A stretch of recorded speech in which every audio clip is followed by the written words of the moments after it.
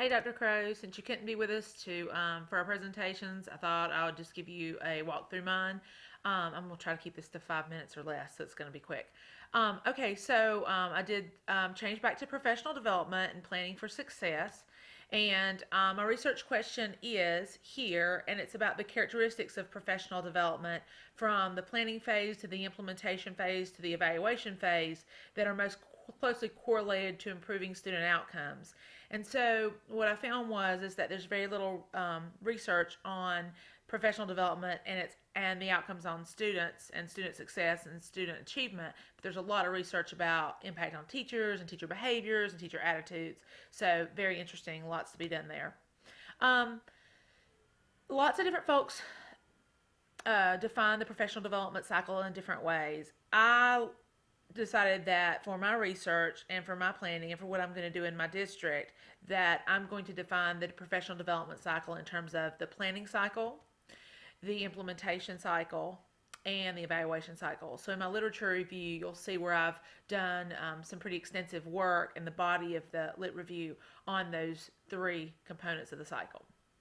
So this is probably familiar to you because it was from Robert and my presentation this summer, the idea that professional development doesn't just start and end with a single event, but that you're working toward that goal of increasing student achievement. And I learned a lot about that because there are in these three elements, the planning cycle. I learned that you really have to assess the context and talking about just because something worked well in one place, it may not work well in another.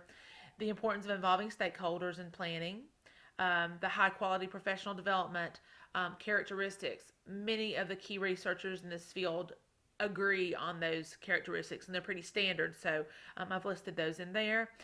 Looking at the evaluation piece of the Gusky piece already during the planning phases is a key element, and creating true SMART goals to guide the work. This is just a little screenshot of Gusky's framework, and even though it's about evaluation, that evaluation begins early on in the planning phase and continues through.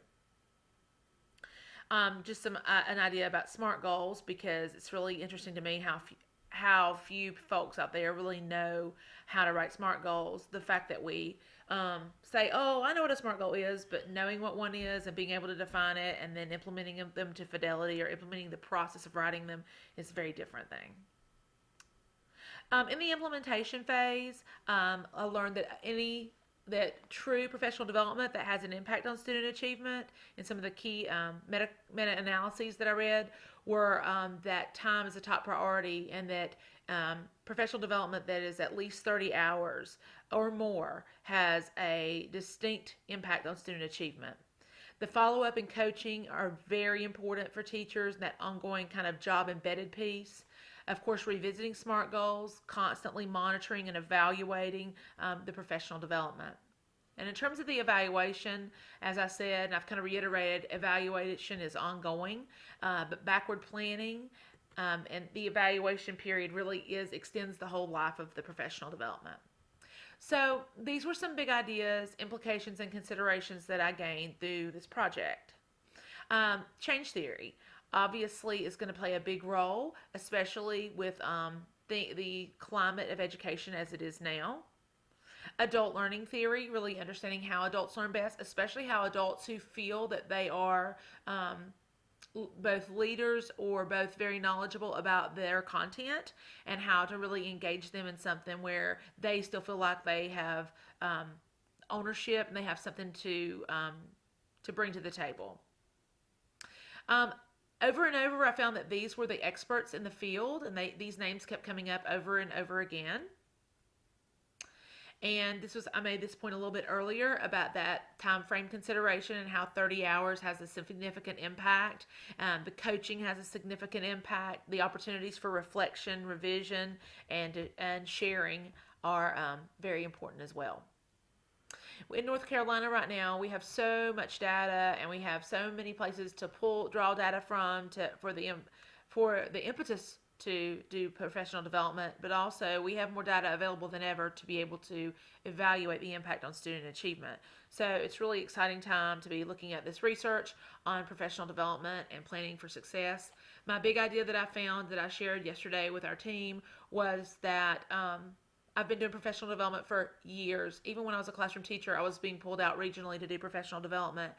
And I feel like I'm very good at it. And yet now it seems like there's so much more that I know and understand about how to develop or the keys to developing, implementing, and evaluating high quality professional development that um, if I really take all that to heart and really build that into my next major professional development initiative, um, I feel like I'll have more success than I've had in the past. Alrighty, 5 minutes and 35 seconds.